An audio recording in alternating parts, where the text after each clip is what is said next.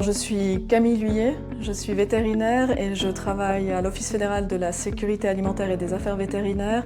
Je suis collaboratrice scientifique et notamment en charge du projet pour la lutte à l'échelle nationale du piétin et pour la gestion de crise pour les épizooties hautement contagieuses. Ce qui a influencé mon choix de carrière, c'est vraiment Moustique, donc pas l'insecte, mais le premier chat qu'on a eu dans notre famille. Alors la spécialité que j'avais choisie, c'était vraiment d'avoir un cabinet vétérinaire pour les petits animaux, donc pour les chats et les chiens. C'était vraiment ma passion de départ. Après les études, j'ai fait un MD-PhD en recherche pure, donc j'ai vraiment travaillé avec des pipettes, des cellules et le sujet c'était de la dermatologie moléculaire. Le MD-PhD m'a appris comment gérer, développer un projet et puis ensuite mon parcours dans l'industrie comme manager de projet pour les médicaments pour les petits animaux, ça m'a appris vraiment à avoir le contact avec les gens et puis aussi à retravailler dans le domaine ciblé des petits animaux. Je ne me suis pas du tout spécialisée dans un domaine particulier, j'ai vraiment touché un petit peu à tout, que ce soit à la recherche, à l'industrie pharmaceutique et maintenant dans l'administration. En ce moment, mes journées tournent essentiellement autour de la dermatose nodulaire contagieuse, qui est une épizootie hautement contagieuse. Donc l'idée c'est de coordonner avec les cantons, d'organiser la vaccination obligatoire avec mes collègues et puis surtout de réagir aux imprévus, ce qui est souvent le cas avec des épizooties de ce genre.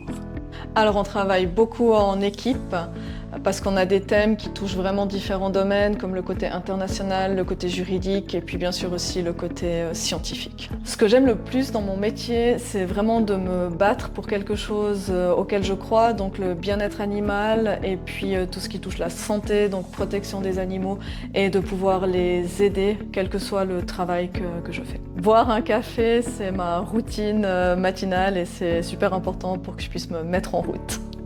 Ce qui peut être éprouvant dans ma vie professionnelle, c'est vraiment le côté imprévu des épizooties hautement contagieuses et puis on doit toujours réagir rapidement et ça peut engendrer des fois de la pression.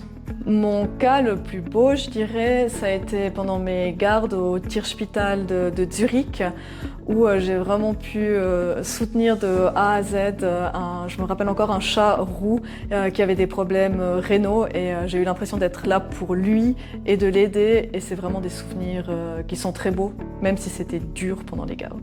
Un des grands défis que j'ai rencontrés dans ma carrière professionnelle, c'était vraiment de naviguer entre différents centres d'intérêt comme la recherche, ensuite de nouveau l'industrie pharmaceutique et puis l'administration. Et je suis quand même restée focusée chaque fois sur le bien-être des animaux qui était la partie la plus importante du travail à chaque fois. Le projet que j'ai mis en place pour la lutte à l'échelle nationale, c'était un des gros succès de ma carrière professionnelle. Et c'est bien sûr quelque chose qu'on a mis en place avec toute une équipe et tous des acteurs derrière, ce qui fait aussi plaisir dans ce genre de projet.